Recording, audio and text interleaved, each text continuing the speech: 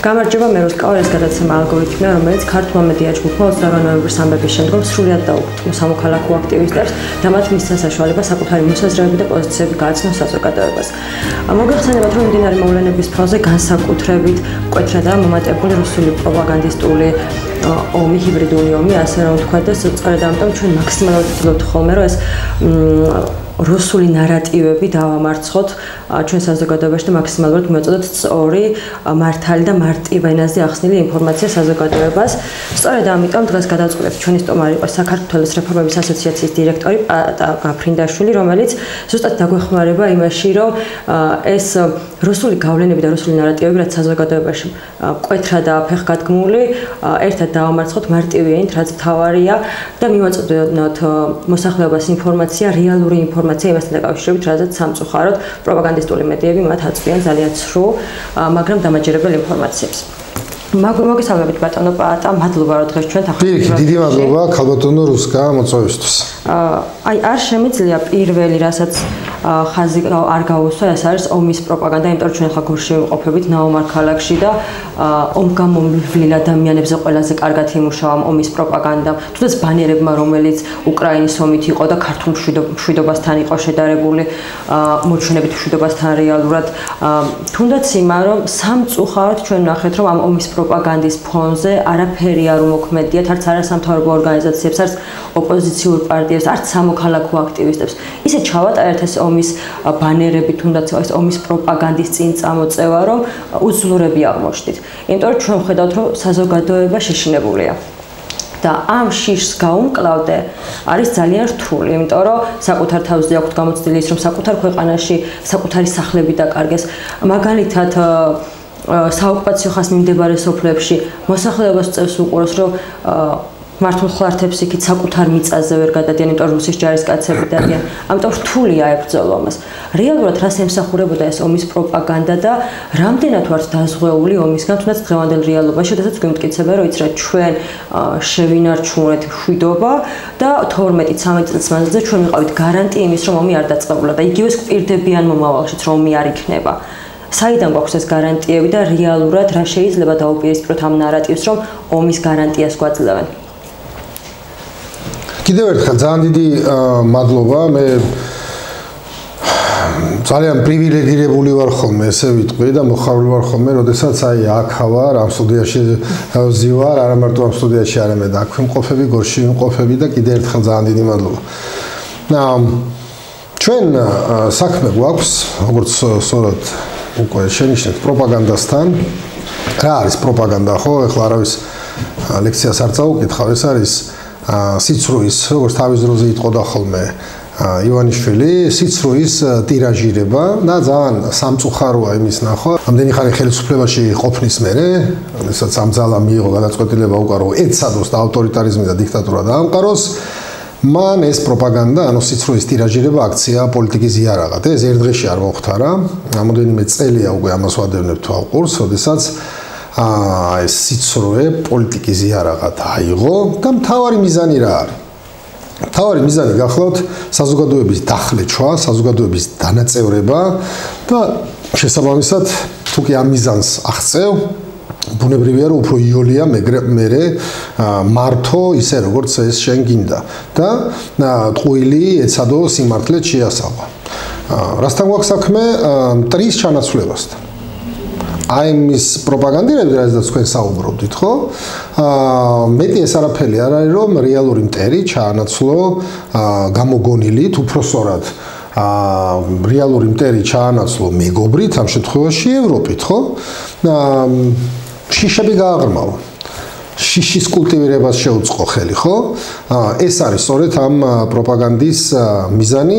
ამიტომ ჩვენი ვალია, რომ მომავალში კი არა, რასაც ვაკეთებთ, ის გავაძლიეროთ. სინამდვილეში აღმოჩნდა ისე, რომ ქართული ეროვნული ქსოვილი და ამ ხარეში და ამ რეგიონში მიუხედავად იმისა, რომ გეთანხმებით არანაირად პრობლემის საკითხისა და პრობლემის მწვავე პრობლემის ნიველირებას კი არ ვწდება, ეს არ არსებობს, არ არსებობს, მაგრამ მე მინდა ვთქვა, რომ ქართული საზოგადოება, მათ შორის ამ რეგიონში და ეს ქართული ეროვნული ქსოვილი მაინც საკმარისად მტკიცე აღმოჩნდა, რომ მიუხედავად 12 თუ 13 წლიანი რყევისა, რასაც კონკრეტულად ივანიშვილი და შემდეგ მისი უახლოესი გარემოც ვაკეთებს ხოლმე, ის მაინც მყარია, თუმცა რასაკვირველია, არ უნდა მივიღოთ ისე რომ აი არაფერი არ უნდა გავაკეთოთ და ეს ხოლმე ესე გაგრძელდება. არა.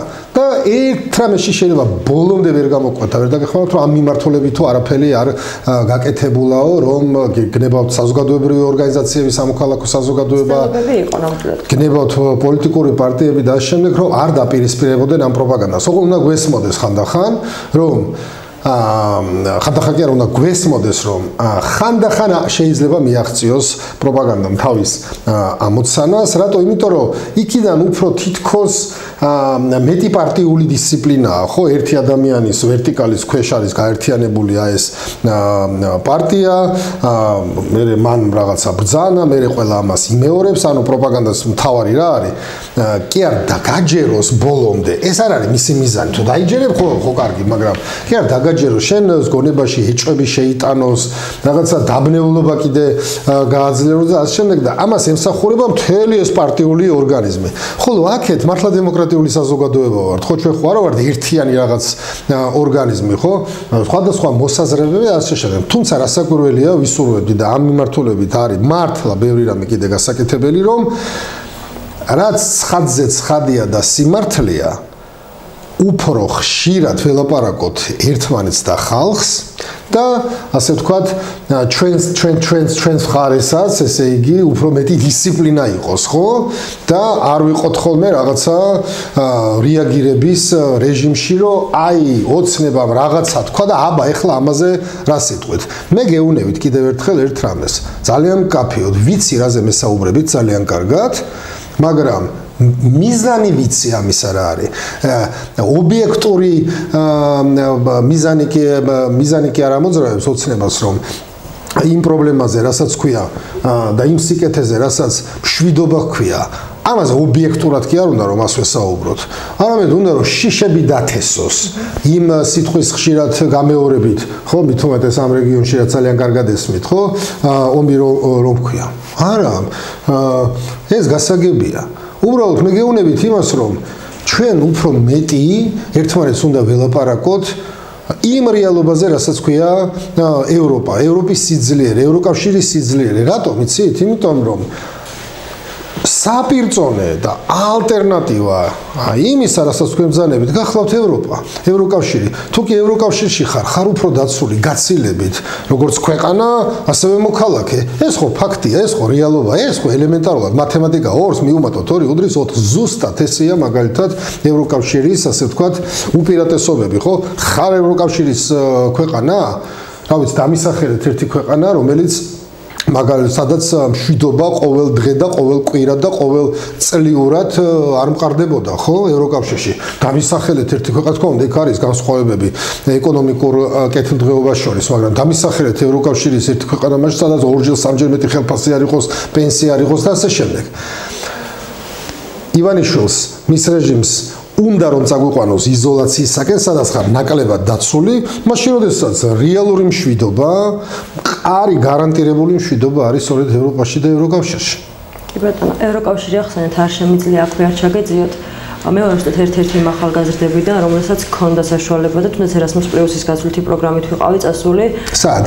შვედეთში ვიყავი და პოლონეთში წასული 2018 წელს 16 წელს ბავშვს მომეცა საშუალება სრულიად დამოუკიდებლად წავსულიყავი, უბრალოდ მინდობილობის საფუძველზე.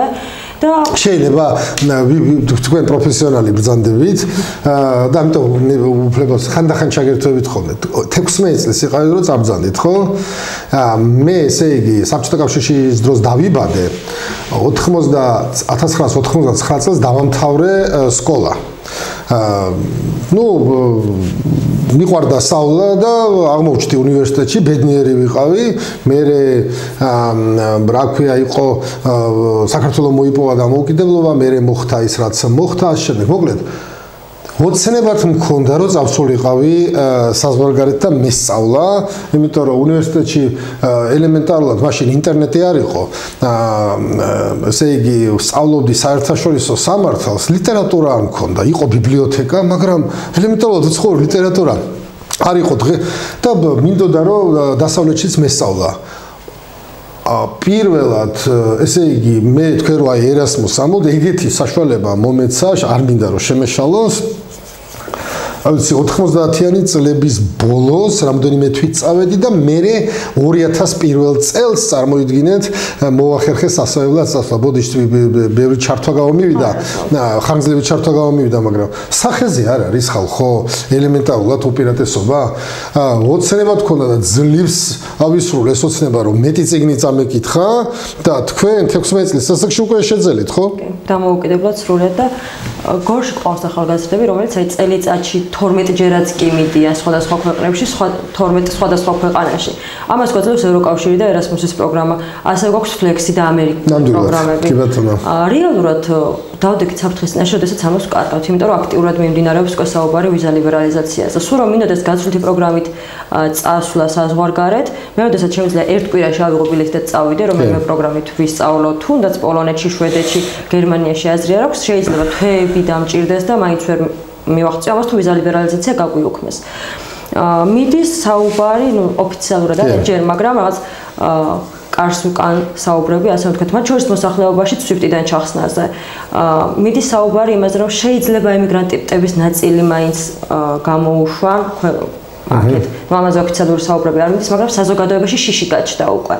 რამდენად რეალური საფრთხე ვიზა ლიბერალიზაციიდან ჩახსნა, SWIFT-დან ჩახსნა თუნდაც და რა პრობლემები შეიძლება მოგვიტანოს ქვეყანას. გარდა ახალგაზრდებისა, რომლებიც ვეღარ შეძლებენ განათლების მიღებას ევროპის ქვეყნებში. მე იმედი მაქვს, რომ ეს არ მოხდება. და იმედი მაქვს ეს არ მოხდება მიუხედავად ივანიშვილისა და ქართული ოცნების მცდელობისა რომ ეს მოხდეს. ახლა ვიღაცა მეტყვის ასლობ. არა, ეს არის ივანიშვილისა და დღევანდელი ხელისუფლების მცდელობა რომ საქართველოს აღარ ქონდეს უვიზო მიმოსვლა ევროპასთან. სწორედ ამას ემსახურება ის პროპაგანდა, რომელიც არ გავიმეორებ, მაგრამ მოკლედ ვიტყვი მის შინაარს, რომ რა ქვია, აქაც ევროკავშირი დაამონათ, რომ თითქოს ეს ევროკავშირის არჩევანი იყოს. ეს არის სიცრუე. ვიზა ლიბერალიზაციის გაუქმება, შეჩერება უნდა სწორედ ქართულ ოცნებას და რატო? აი რატო უნდა უნდოდეს, ხო? მე ასე იმას ვამბობ, რომ სწორედ ქართული ოცნების ხელისუფლების პირობებში მივიღეთ ასოცირების შეთანხმება, მაშინ მოხდა ესე, 2014 წელს გავაფორმეთ ასოცირების შეთანხმება და მოგვიანებით თავისუფალი ვაჭრობა და მოგვიანებით ვიზა ლიბერალიზაცია, ხო? მაშინ რატო უნდა უნდოდეს? იმიტომ რომ როდესაც შენ გადაწყვეტ ქვეყანაში დაამყარო ავტორიტარიზმი იმისათვის, რომ შეინარჩუნო ერთპიროვნული ძალაუფლება, ეს აღარ ჯდება იმ რეფორმებში, რომელიც დაგჭირდა იმისათვის, რომ ვიზა ლიბერალიზაცია მიგეღო, ხო? ანუ შენ თუ გადაუხვევ რეფორმების გზას, უკვე დგება საფრთხის ქვეშ ყველა შენი მონოპოლარი, ევროპული მონოპოლარი. გარდა ამისა, მიუხედავად ამისა, უпростоრად მე ღრმადა ვარ დარწმუნებული, არა მარტო იმედი მაქვს, ღრმადა ვარ დარწმუნებული, რომ აქამდე რაც ქართულმა ოცნებამ ჩაიდინა და ჩაიდინა ძალიან ბევრი ცუდი. გადადგა ნაბიჯები ავტორიტარიზმისკენ. ჩვენ რო საუბრობთ, ჩემზე კარგად იცით, ხო? ქალბატონო რუსკა 50 ადამიანი მეტი სინდისის პატიმარია ქვეყანაში, რომელიც ჩემი აღიარებ, ეს ჩემი სიტყვები არ არის. ეს იმ ევროსაბჭომ აღიარა, ხო? რომლის ალფაბეტით საქართველოს თავმჯდომარეობა ქართულმა ოცნებამ გახსოვთ გვაზეიმა რუსთაველის დიდი ზარზეიმით, ხო? ანუ რო ეჩვენებინა რამდენად ის თავის დროზე პროევროპული იყო და სინამდვილეში რაღაც თავისი აქვია იმას ამორჩევლის მობილიზებას ახდენდა, ეჩვენებინა ძალის დემონსტრირებას ახდენდა. კაი ჟანდაბას ხო, ეს ის ევროსაბჭოა, სწორედ რომელმაც აღიარა, რომ ქართულ ოცნებას დღეს პოლიტიკური პატიმრები ყავს ქვეყანაში. მიუხედავად ამისა, თქო, ანუ აქამდე რაც ჩაიდინა, მაინც მე ღრმად ვარ დარწმუნებული, რომ ვიზების უვიზო მიმოსვლა არ შეჩერდება. აქ საუბარია იმაზე, რომ ქართული ოცნება თუ კი გააგრძელებს და იჯერერაპირებს უკან დახევას, როგორც უყურებთ, თუ კი გააგრძელებს იმ საშინელებების კეთებას, ის რასაც აკეთებს, ხო? ამ შემთხვევაში თვითონ ამბობს, თვითონ ქართული ოცნება ამბობს ევროპასთან თავისუფალ მიმოსვლაზე. ეხლა კიდევ ერთხელ თქვენ გამაჩერეთ, როცა გნებავთ, მაგრამ მე შევეცდები, არ ჭირდება ხალხს ახსნა იმისა, მაგრამ მაინც ჩემი მხრიდან მე მინდა რომ ორი სიტყვა თქვა, თუ რა არის უვიზო მიმოსვლა. რა სიკეთეი მოხდა, რა არის ეს? თქვენ უკვე ბრძანეთ 16 წლის იყავით, როდესაც სასწავლებლად წახვედით, მაგრამ მე აი ხშირად ჩვევია ესე ვამბობ რა. ავიცი მახსოვს პირადად მე მახსოვს ის პერიოდი, იმიტომ რომ ერთხელ გზავრობდი, მივდიოდი, რა ქვია, თბილისიდან ბათუმში მინდოდა ჩასვლა, ჩოლოქზე გამაჩერეს, იქ რამოდენიმე საათი ვიყავი მაშინ, იქ რაღაცას ამოწმებდნენ ისა და მაშინ ავიცი მე სადავ დავრეკე ისა, როგორც იქნა ჩავახციე.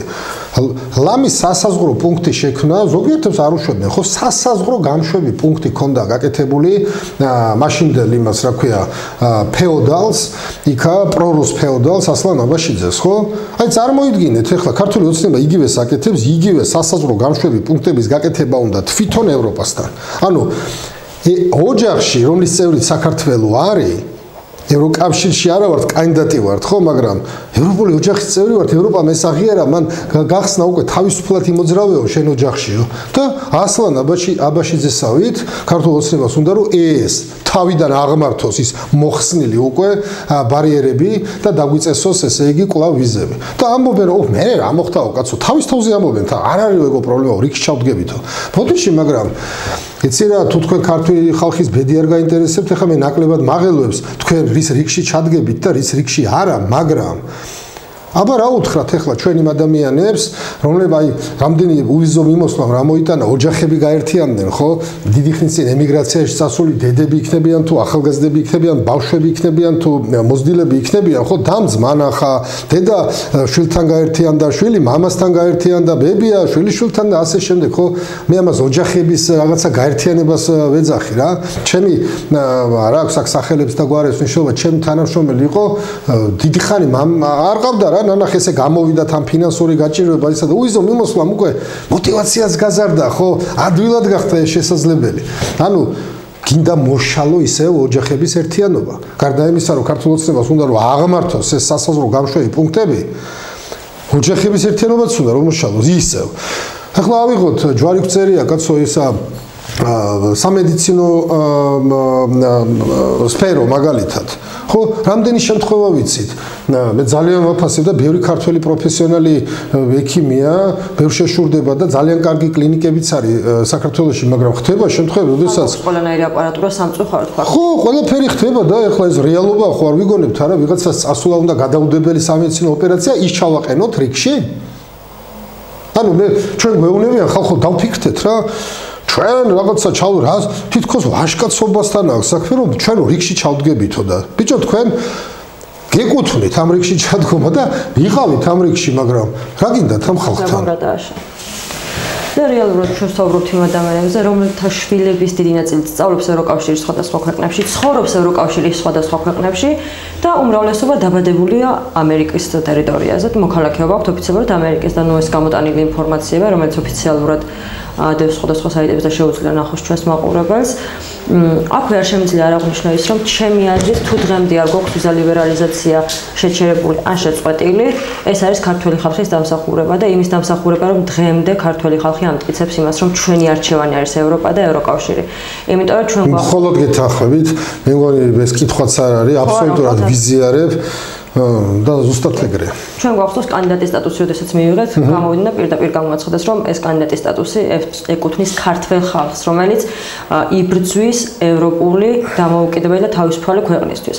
და ვფიქრობ, რომ ზუსტად ამის დამსახურებაა, რომ დღემდე გვაქვს ვიზა ლიბერალიზაცია და იმედი მაქვს, რომ შევინარჩუნებთ და იმედი მაქვს, რომ ქართველი ახალგაზრდები ჯანმრთელობის მდგომარეობის გამო, საჭიროების გამო ადამიანები და ოჯახები, რომლებსაც სამწუხაროდ წლები უწევდათ ხოლმე და 20-25 წელიც ყოფილა ვიცით ისტორიები ოჯახისგან შორს ყოფნა შეიძლება რომ ეს მარტივი მიმოსვლა შეინარჩუნონ ქვეყანაში. ასევე არ შემიძლია არ გავამახვილება იმაზე, რომ ჩვენ ხედავთ, რომ ამერიკისა და ევროპისგან ჩამოშორების კვალდაკვალ ცდილობენ რაღაც ახალი მოკავშირეები გაიჩინონ, ან საერთოდ ნეიტრალიტეტზე გვესაუბრებიან. მაგალითად, ჩინური ენა სკოლებში მაგალითად ჩვენი საკრებულოს გორის საკრებულოს თავმჯდომარემ ცოტა ხნის წინ გააკეთა ტელევიზორთან განცხადება, რომ ირანი არის ჩვენი ერთადერთი სტრატეგიული პარტნიორი. ანუ ერთი მხრივ ჩინეთი, მეორე მხრივ ირანი, ანუ ყველაფერი თავისუფალი დამოუკიდებელი და ევროპული საქართველოს გარდა ან ნეიტრალიტეტი.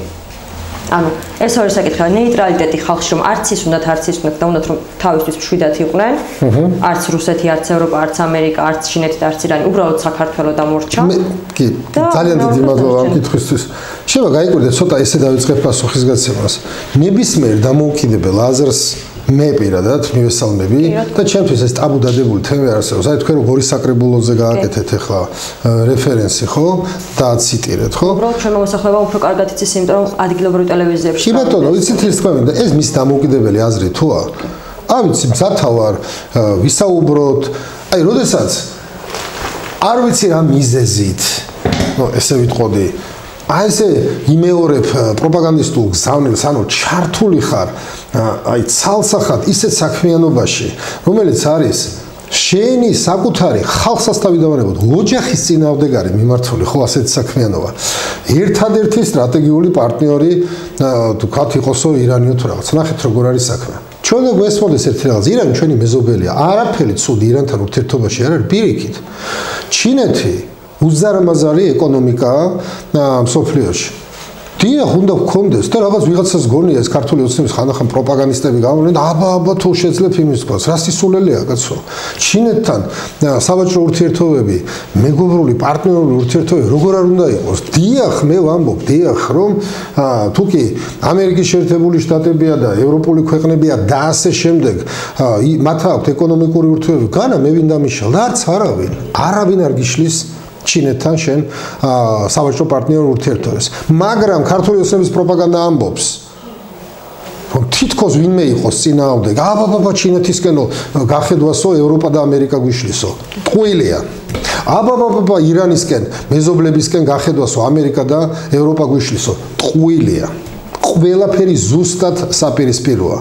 ეხლა რაც შეეხება ნეიტრალიტეტის თემას, რომელიც გაცილებით უფრო დიდი მავნებლობა მგონია და ასეც არის ქართული ოცნების პროპაგანდისტების მხრიდან, თორე ჩინეთსა და ირანზე და ნებისმიერ სხვა ქვეყანაზე მე უკვე გითხარით, თქო ბოდიში მოეთხოვა და ქართველ ადამიანს მე მასაც დაუტოვეთ, ესე პირობითად ვიტყვი, რუსკას დაუტოვეთ და ასე შემდეგ ადამიანებს მე შეფასება, რომ სად ურჩევნიათ მათ სიტყვაზე ცხოვრება, სწავლა დერი კი არ არის კაც ჩვენი ირანი პირიქით მეზობელია როგორ იკადრებათ იგივეა ჩინეთი და ასე შემდეგ. ოღონ რუსკას დაუტოვეთ საკუთარი არჩევანის საშუალება, მას ერასმუსით შვედეთში ურჩევნია წასვლა სასწავლებლად თუ რა ვიცი თეირანში, პეკინში ურჩევნია რა ქვია სწავლა თუ კოპენჰაგენში. ამაზეა ლაპარაკი, ხო? არჩევანის საშუალება უნდა ქონდეს მოსახლეობას. და მით უმეტეს კანდიდატი ქვეყანა ხარ ევროკავშირის, ხო? 78 მუხლი ავტორებმა ამ მუხლისა რომ ხანდახან რო იტყვიან ხოლმე რომ ჩვენ ვართ ავტორები, ხო და კარგად გადაიკითხონ ხოლმე საკუთარი დაწერილი 78 მუხლი ჩვენს კონსტიტუციაში, რომელიც სალსახად საზღვრავს გზას, უსაზღვრავს სახელმწიფოს მის ინსტიტუტებს, რომ ჩვენ უნდა გავწერიანდეთ ევროკავშირსა და ნატოში. ხლა შეეხება ნეიტრალიტეტს და ამ დიდ მავნებლობას. მარტივი რაღაცა მინდა რა და ადამიანები, ჩვენი მოქალაქეები ძალიან კარგად იგებენ ამ მარტივ ჭეშმარიტებას. 1921 წელს, 18-21 წელს საქართველოს ნეიტრალური ქვეყანა იყო. აბა მათ ვეკითხები, გორის საკრებულოს თავმჯდომარეს და ასე შემდეგ. კითხვაზე პასუხი გამცენ, ვინ დაარღვია ეს ნეიტრალიტეტი? ისევ რუსეთმა თქვა როგორც. ამერიკის შეერთებულმა შტატებმა, ევროპამ, თუნდაც მანაქვია ჩინეთმა, ხო? შემოვიდა რუსეთი, გადახია შეთანხმებაც 20 წელს დადებული, გადახია ნეიტრალიტეტიც და საქართველოს დაიპყრო, ხო? და მერე სხვა ქვეყნები. ახლა რაც შეეხება კიდე ამასთან დაკავშირებულ სხვა საკითხს. რა ვიცი, ფინეთი და შვედეთი მე მგონი ყველას გაუგია, ხო? ნეიტრალური ქვეყნები იყვნენ დიდი ხანი, მაგრამ უკრაინაში რომ რუსეთი შეიჭრა და როგორც კი მათ საშუალება მიეცათ, მათ დათმეს ასე ვთქვათ, ნეიტრალიტეტი და ისინი ნატოს წევრები გახდნენ. მეგობრებო, სხვა რამეშია საქმე. თუ ეს ესვამთ კითხვას, რომ შვეიცარიასავით ყოფნა გვინდა თუ არაო, ქალბატონ რუსკას მე ამ შემთხვევაში და ბევრს კი გვინდა. დიახ, გვინდა ჩვენ შვეიცარია ვიყოთ. ჩვენ მართლა შეგვიძლია შვეიცარია ვიყოთ და არა, მაგრამ არა ასეთი სიყალბით, რასაც თქვენ ასე გვატენით, რომ მივიღოთ. საქართველოს შეიძლება მართლა უნდა ნეიტრალიტეტი როგორ არ უნდა შვეიცარია რო იყოს. ისე იციან მათ შვეიცარიის საზღვარი სად გადის და ვის ესაზღვრება? ერთი კითხვა დაუსვით რომ მოგეცემათ რომ შვეიცარია ესაზღვრება თუ არა მაგალითად რუსეთს, ხო? საქმე იმაშია რომ რუსეთია სწორედ საქართველოს ნეიტრალიტეტის მოწინააღმდეგე. კი ბატონო. ეს არის მარტივი ჭეშმარიტება. არ უნდა რუსეთს აყვავებული შვეიცარია თავის მეზობლად. ისა საქართველოს ნეიტრალიტეტის მოწინააღმდეგე. ერთადერთი რაც რუსეთს და ვიღაცა ნეფსით უნებლიეთ კიდე თუ ემსახურება ვიღაცა მას აქ შანსი რომ გამოფხიზდეს, მაგრამ როდესაც ნეფსით ამას ემსახურები რომ რუსეთს უნდა რომ შენ ყავდე მის რა ქვია, უკანა ეზოში მის ვასალად თუ კი თქვათ რუსეთის ფედერაციაში ვერ შეგათრია ხო, მის ვასალად ხავდე რა. რაც უნდა ისაკეთოს, ეს უნდა მას და არა შენი ნეიტრალიტეტი. ამიტომ არის რომ ვინც ამაზე ლაპარაკობს, ის არის ყალბი და მარტივი ახდენს სიცრუის ტირაჟირებას. თან ისეთი სიცრუის ტირაჟირებას, რომელიც მავნებლობაა. მადლობა მოწვევა პასუხებისთვის. აი ბოლოს რო შევაჯამოთ, მაინტერესებს ისეთი რაღაცა. რეალურად ამ ყველაფრის ფონზე, რაზეც ჩვენ ვისაუბრეთ, რა მოქმედებებია განსახორციელებელი ადგილობრივ დონეზე, საზოგადოებასთან მუშაობისას, თუნდაც ან უშუალოდ ოპოზიციური არასამთავრობო სექტორთან მუშაობისას და რა მოქმედებები შეიძლება განხორციელდეს საერთაშორისო მეგობრობებისგან. სამწუხაროდ მეც ანუ თუნდაც ჩემს თანამოაზრეებთანაც მქონია ესეთი საუბარი და იმათ ხუნა წამოსვლა ეს რეპლიკა, რომ იცი რა თუ ეს საერთაშორისო თანამეგობრობები რაღაცებს ჩაერევიან, ესე იგი მართალია ოცნება ხო? ერევიან, მაგრამ ფაქტია, თუ ჩვენ გვინდა ვიყოთ ევროკავშირის წევრი, მაშინ უნდა დავიცვათ ის სტანდარტები, რომელიც აქვს ევროკავშირს, ხო? კი. ანუ დემოკრატიული სახელმწიფო თავისუფალი მოქალაქეების თავისუფლება, განათლების სისტემა დამოუკიდებელი. თუ კი ვინმე ერევა აქ ფობიებზე არ არის. თუ კი ვინმე ერევა სუვერენული ქვეყნის სუვერენულ საქმეებში დღეს ჩვენ ეს არის რუსეთი. ეს არის ფაქტი, ეს არის დადასტურებული ფაქტი. და თუ კი ვინმე ცდილობს რომ საქართველოს შემთხვევაში სუვერენიტეტი დაიცვას, ეს არის ევროპა, ევროკავშირი და ამერიკის შეერთებული შტატები. ევროკავშირი არის მეტი დაცულობა, გაცილებით, შენი სუვერენიტეტის დაცულობა, შენი მოქალაქის დაცულობა, ხო? ეს არის ცხადზე ცხადი. არც ვაპირებ, მე შემიძლია დრო თუ გვაქვს ბევრი ვისაუბრო ამაზე, მაგრამ რაღაცა არის აბსოლუტური ჭეშმარიტება ხოლმე. ევროკავშირი არ ერევა საქართველოს, ის აძლიერებს საქართველოს სუვერენიტეტს. ნახეთ, ჩვენი სუვერენიტეტი მორღვეულია თუ კი რამეა ხო დაზიანებული რუსეთის გამო. ჩვენი სუვერენიტეტი თუ კი ცოტა ფეხზე ვერ არის, ეს არის რუსეთის გამო. და ბოლოს საქართველოს სუვერენიტეტს კიდე გამოუჩნდნენ ახალი მოწინააღმდეგეები უკვე ადგილზე ეგრეთ წოდებული ხელისუფლების სახით. სამწუხაროდ ესაა რეალობა. ერთადერთი გზა, რომ საქართველოს მართლა განიმტკიცოს სუვერენიტეტი, ის არათა სტაბილურად და შედგეს როგორც დამოუკიდებელი სახელმწიფო და არ დაგვემართოს ისე როგორც 1921 წელს სამწუხაროდ დაგვემართა. რატომ? იმიტომ რომ ბოლომდე მას საერთაშორისო საზოგადოება ისეთი კონსოლიდირებული ვერ იყო როგორც დღესაა. არ არსებობდა მაშინ ასეთი დიდი ინსტიტუციები როგორც არის ევროკავშირი და სხვა საერთაშორისო ორგანო. არ არსებობდა უბრალოდ ხო სხვა უფრო კიდე მგლური კანონები იყო მაშინ სამწუხაროდ ხო? მიუხედავად იმისა, რომ ისევ საერთაშორისო თანამეგობრობა თუ კი ვინმე გვეხმარებოდა, ისევ ეგენი გვეხმარებოდნენ ჩვენ. შესაბამისად, თუ კი ვინმე ერთადერთი გზა თქო იმასაა, რომ შენი სუვერენიტეტი შეუქცევადად გაძლიერდეს და შეუქცევადად შენი დამოუკიდებლობა ხელყოფა არ მოხდეს, ეს არის ევროპული და ევროკავშირისკენ გზა. ეს არის გზა ნატოსკენ. ეს არის გზა, რომ ჩვენი ამერიკის შეერთებულ შტატებთან ურთიერთობა ძლიერდებოდეს და არ სუსტდებოდეს. და ეხლა რაღაც არ მინდა რომ ვიღამას პათეტიკა ჩამითვალოს და ასე შემდეგ და მას ვიღაცა ეთქვის, რომ სად არიან. სად არიან და ჩვენთან არიან მეგობრებო, მაგრამ ერთი რამე უნდა ვიცოდეთ რა. როდესაც შენი ქვეყნის ეგრეთ წოდებული ხელისუფალი ხანდახან ვიცით ხოლმე ესე თქვა, რომ კიდე თუ რამე გაგვიკვირდება არ გვენო და გადაწყვეტს რომ აი მართლა დაუკრეფავში გადავიდეს, ყველა წითელი ხაზი გადალახოს, ხო? მაშინ ჩვენ ახლა ესე არ უნდა წარმოვიდგინოთ, სახანძრო ბრიგადებით ხო არ დგანან არა ეს შენი ევროკავშირი და ამერიკის შეერთებული შტატები, ხო დრო სჭირდება ამას.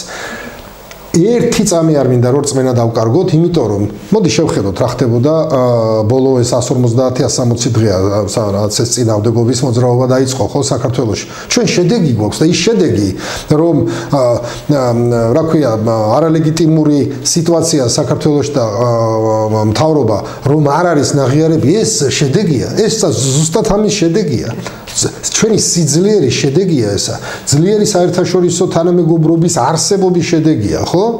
თორემ სხვანაირად იქნებოდა მაშინ საქმე. სანქციები როა დაწესებული, კი, რა თქმა უნდა, მეტი და ადეკვატური სანქციაა საჭირო იმისათვის, რომ დამნაშავემ პასუხი აგოს. დამნაშავემ პასუხი აგოს, არავის სანქცია არ უხარია. მაგრამ როდესაც ქუჩაში ადამიანი დანაშაულს ჩადის და ყაჩაღი რო სადღაც შეიჭრება, ხო მან პასუხი უნდა აგოს, ხო? ესაა ხო სანქცია. ჩვენ არ დაგვავიდეს ყაჩაღები სახში შემოგვეჭრენ, გვართმევენ. ხო? ამიტომ მათ პასუხი უნდა აგონ და ეს შედეგი თუ დადგა სანქციების, ეს ხომ ჩვენი სიძლიერის შედეგია, ხო ძლიერი თანამეგობრობის, საერთაშორისო თანამეგობრობის შედეგია.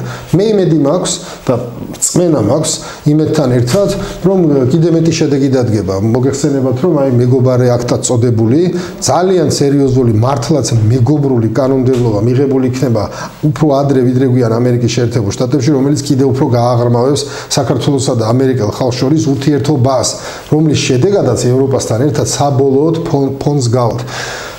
რავის და ბოლოს ახლა იმიტომ კი არა ოპტიმისტურად დავამართობ. ჩვენ პრობლემების მეტი რა გვაქვს. ჩვენში გულისხმობ საზოგადოებრივ ორგანიზაციებს, საზოგადოებას, მედიას, იქით პოლიტიკურ დასავლურ პოლიტიკურ პარტიებს პრობლემები ძალიან ბევრი.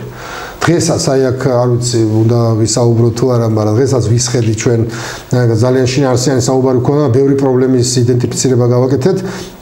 ასე ვთქვათ, იმ საზოგადოებაში, რომელიც ვიბრძვით, ხო?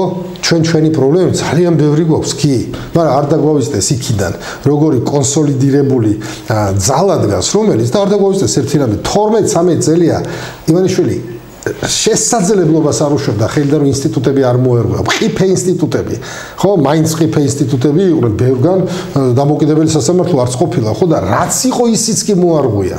ამ ფონზე გამერწონეთ ძალიან ძლიერები ვართ და მე მჯერა ის პრობლემები რაც არის ეხლა ერთი ნახევრად ხუმრობით მინდა ვთქვა რომ სულ რო არის ხუმე ლაპარაკი აბა რაშია გამოსავალი და ასე შემდეგ და განსაკუთრებით მინდა რომ დასავლურ პოლიტიკურ პარტიებში ხალხს მოუწოდო საზოგადოებაშიც რომ 7 საათზე გავიღვიძოთ დილით და მოკლედ გამოსავალიც იქნება. დავასწროთ მოწინააღმდეგეს ფეხზე ადგომა და ბრძოლის და რაღაცა ესე იგი კოორდინაციის დაწყება ხოლმე და მერწმუნეთ რომ ყველაფერი კარგად იქნება. ძალიან დიდი მადლობა საინტერესო საუბრისთვის. დარწმუნებულად ჩვენ მოყურებელმაც ბევრი ახალი ინფორმაცია მიიღო. მაქსიმალურად ვეცადე ისეთ კითხვები დამესვაროთ საზოგადოების მხრიდან მოდის ხოლმე, იმიტომ რომ რეალურად ჩვენ გვიყურებენ ადამიანები, რომლებიც ადგილობრივ დონეზე ჩვენს მოსახლეობას წარმოადგენენ და ნუ სამწუხაროდ მათ ხშირ შემთხვევაში არც ადამიანური მარტივია ითახსნილი ინფორმაცია იმ კითხვებზე, რომლებიც მათ გააჩნიათ. მადლობა ამისთვის. ძალიან დიდი მადლობა თქვენ. მე კიდე გემშვიდობთ და შეგახსენებთ რომ ჩვენი გადაცემის ნახვა შეგიძლიათ ყოველ პარასკევს საღამოს 9 საათზე. მინდა აქ და სოლიდარობა გამოუცხადო მზია ამაღლობელს და სოლიდარობა გამოუცხადო სინდისის პატიმრებს. ნახვამდის.